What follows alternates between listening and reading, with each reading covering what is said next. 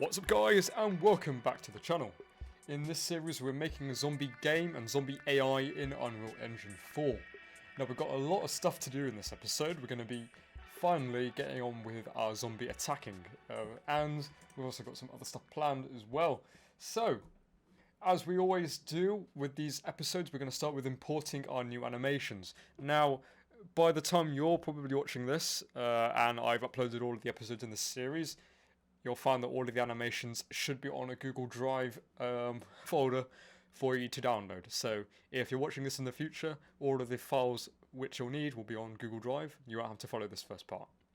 So in case you haven't got these new animations, I'm just going to be adding in 2 new animations, which is a new addition from the last episode. So go into your Doctor's folder, go into your animation, and you'll see here that we've got 7. We need to add in these new animations we've got here. That's throw and idle. Just drag those in from wherever you downloaded them. Uncheck import mesh, set the skeleton to Doctor 1. I'm sure that you all are very aware of how this is done. Just click import all. There you go, and that's going to do that. You can get rid of these 2 T-pose animations. Go to those ones and save that. Perfect. So now you've got these new animations, so you should have 9 now. We're not going to be using these in this episode, but we've got the throw animation, and we've got a new idle animation. So, let's get on with adding our zombie attack animation and our AI behaviour. So, if we just jump in, as you can see, all he does at the moment is just run up to us and do this. I don't really know what that is, but I'm uncomfortable. Also, while we're here, you might see that this little message up here, lighting needs to be rebuilt, 11 under objects, and you might also see wherever there's shadows, you can see that the floor says preview. This can be fixed just by going to your light source and changing the mobility from stationary to movable. Okay, so first of all, we're going to start by tidying up our contents folder. So rename this one to Zombie 1 because we are going to add different types of zombies in the future. Make a new folder, and we're going to put both the Doctor 1 folder and the Zombie 1 folder into their own subfolder. So call this one Character Models. There you go. And then drag Zombie 1 and Doctor 1 into that one. So it's more organised how we do things, and depending on how fast your computer is, that should take a few moments. We can also get rid of the Mannequin folder, because we don't need that one anymore. This is just going to be referencing whatever's inside of this one. We can just ignore that. There we go. So now we should only be left with 1, 2, 3, 4, 5 folders. So inside of these, what we're going to do first is we are going to set up our animation montage for the attack. So if we go into our animations, all that we have for the attack is one where he's... Oh, where's he gone? Oh, he's here. So all that we've got for the attack is a stationary sort of attack. So if he were to play that animation, he would stop moving his legs and start sliding all over the floor because he theoretically is still moving, and it would look really, really weird. So what we're going to do is we're going to create an animation montage which is going to merge walking animation with the attacking animation. So it's going to splice 2 animations together. So we can get rid of that one. We don't need that one. Okay. So right click on your attack animation, and then go up to the top here where it says create. And then from here, go to create anim montage. And then just save that. Now this is going to create a new asset, and it's got a blue tag underneath there, and just save that. So now we need to add a new slot, and we can do that by going to the anim slot manager. Now if you don't see this, because I don't think it is here by default, just go up here to window and go down to anim slot manager, and that's going to appear here. Cool. So on our group, what you want to do is select the top of the hierarchy and then click add slot, and then we're just going to name this something concise like upper body. There we go, upper body. Right, cool.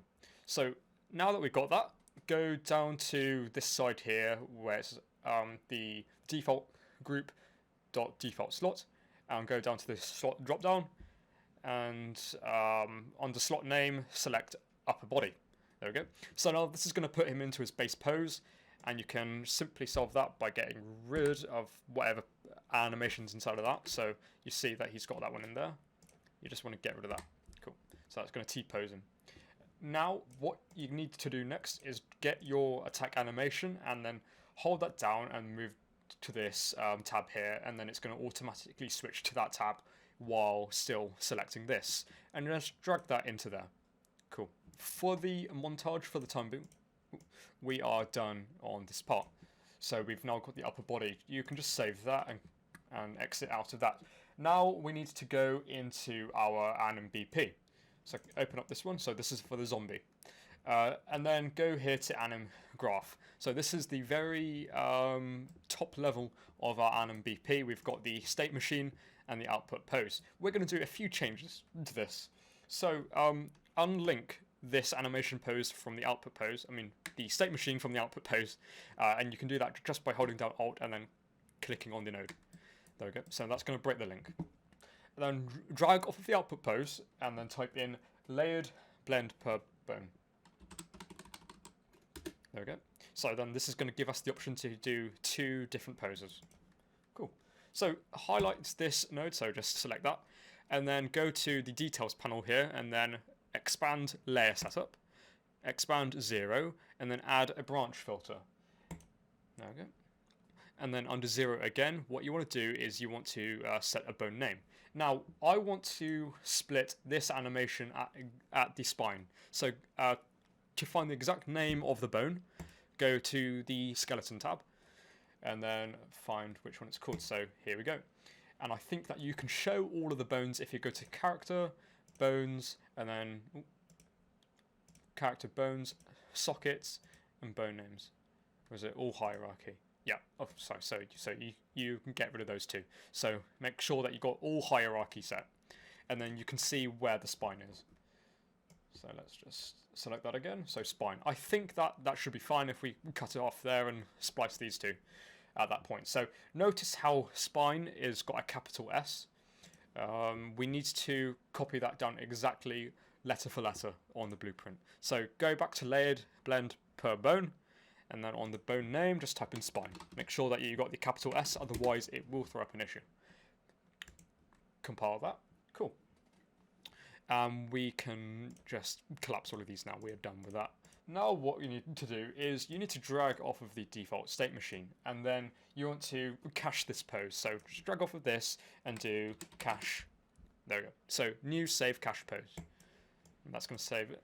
And then we can rename this to something more concise, something like locomotion. There we go. Compile that, save that. It's always a good habit to save wherever you can.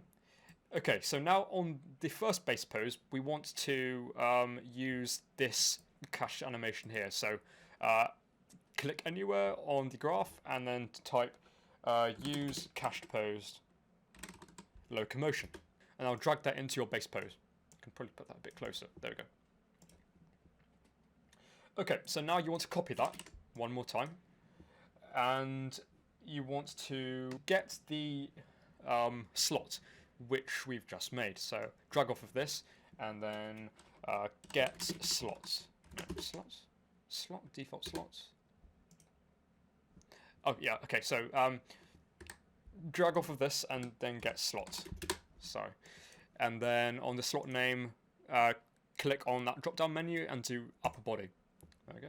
Perfect. So now what this has done is this has split our zombie skeleton.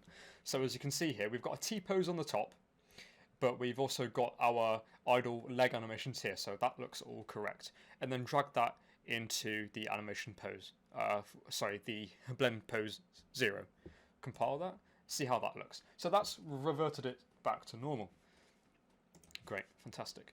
So we are done with our anim BP. Obviously, you can tidy this up a bit, make it look a bit neater. There we go.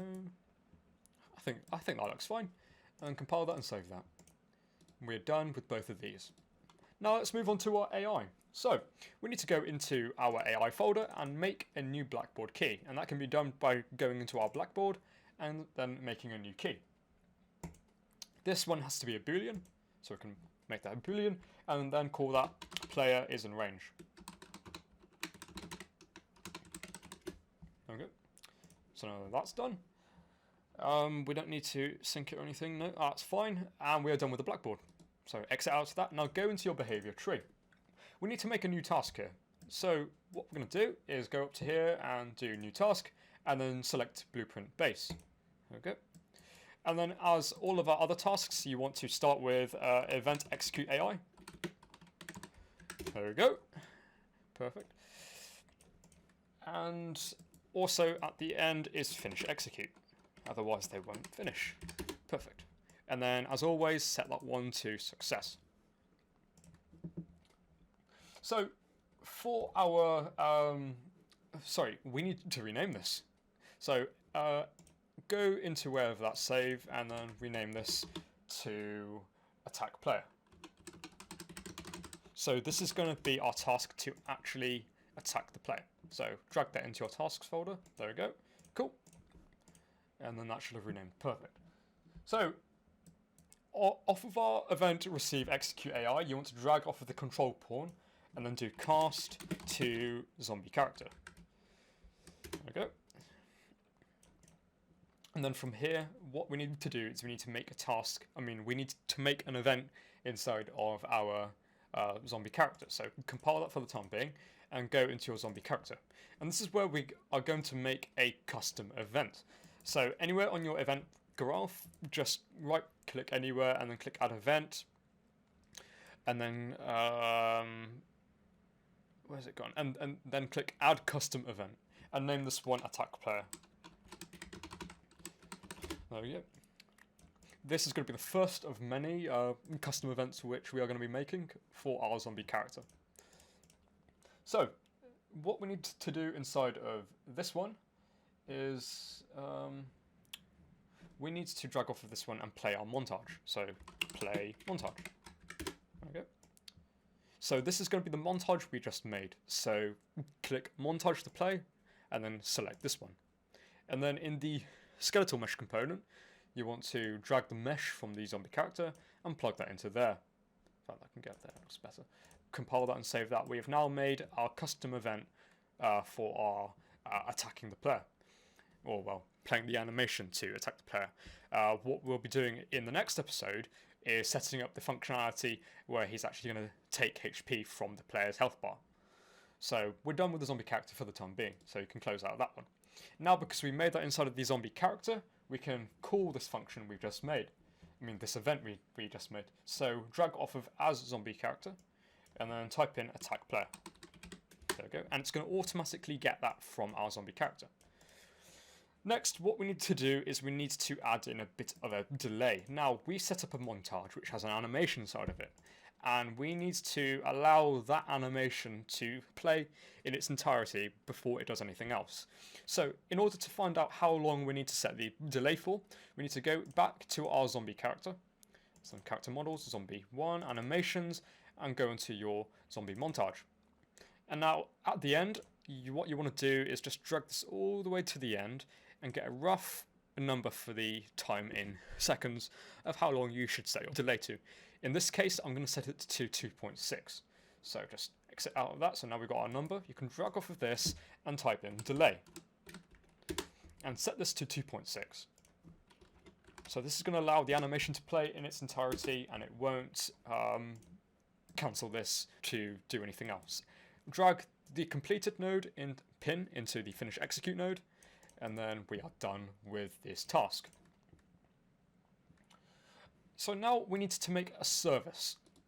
This is going to be the first service we've made, and it's almost the same process as making a task. So go up here to new service, and then a bit like what we do with all of our tasks, go into your AI folder and name this one, what should we name this? Player is in range.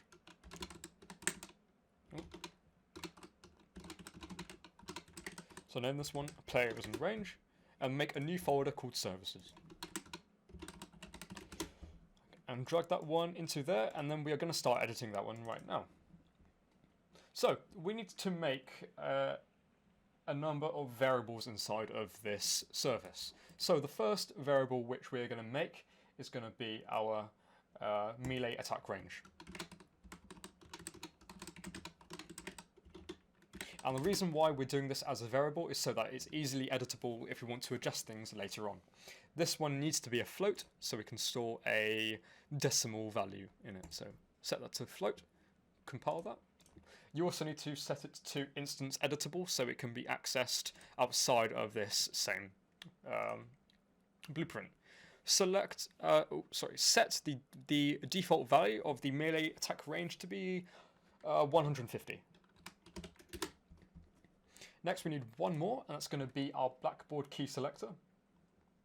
And we are going to call this one is in range.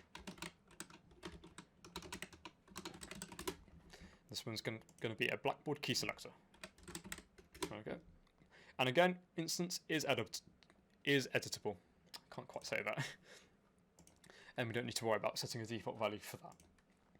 Cool.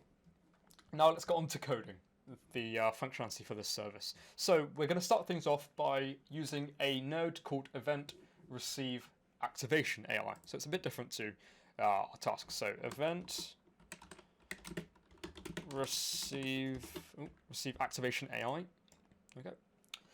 And from this we are going to, in fact no, hold down B on your keyboard and then use the left mouse button, and this is going to automatically make a branch node.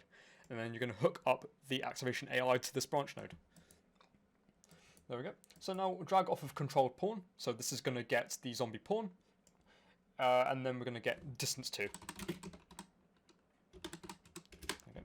So this is going to find the distance between two different actors. And then the other actor is going to be our player controller. So get player controller.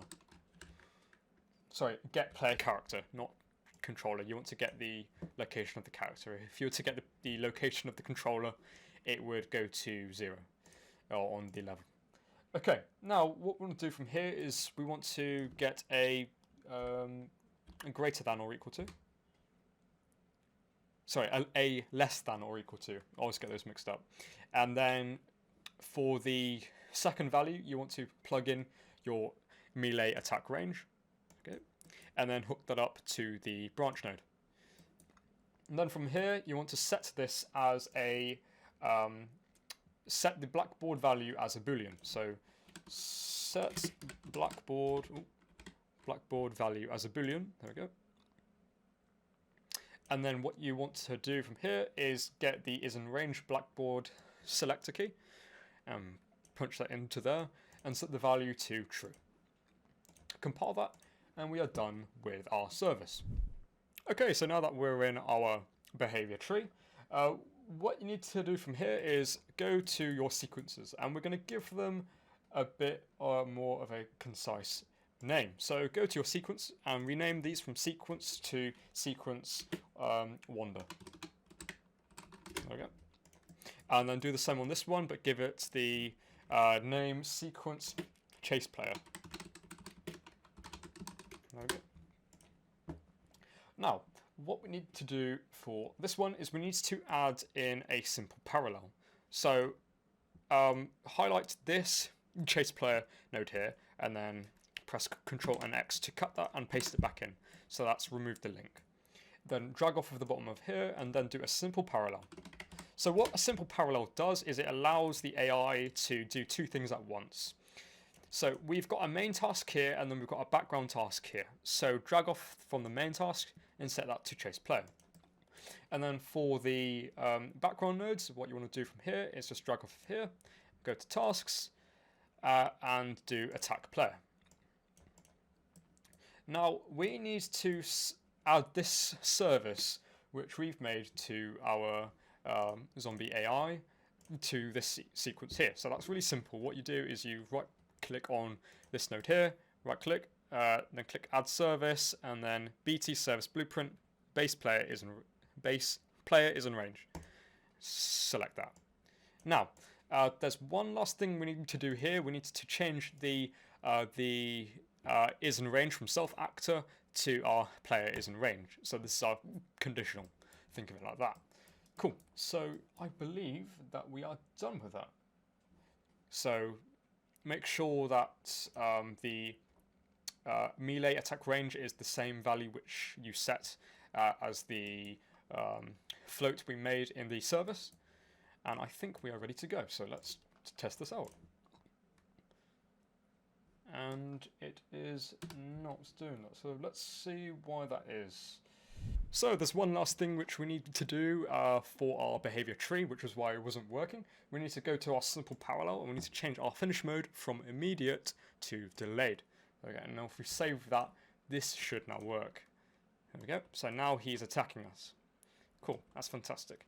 So that does it for this episode. It was a bit shorter than some of the other ones. In the next episode, we're going to get on with our throwing and destruction system, which I've been looking forward to making, which is hopefully going to come out next week. So hope you guys did enjoy this video. If you did, a like would be greatly appreciated. Make sure that you're subscribed so you don't miss any future uploads. And as always, see you in the next one.